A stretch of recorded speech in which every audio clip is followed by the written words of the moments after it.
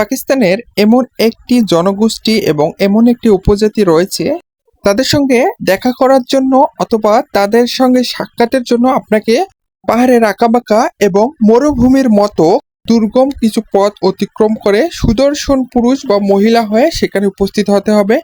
তবে পৌঁছানোর পর আপনার সকল ক্লান্তি এবং সকল সমস্যা দূর হয়ে যাবে। তার একটাই কারণ, কেননা এই দুর্গম পথ পাড়ি দেওয়ার পর আপনি অবশ্যই যে জায়গাটিতে পৌঁছিবেন সেটি হচ্ছে কালাশ উপজাতির একটি দুর্গ।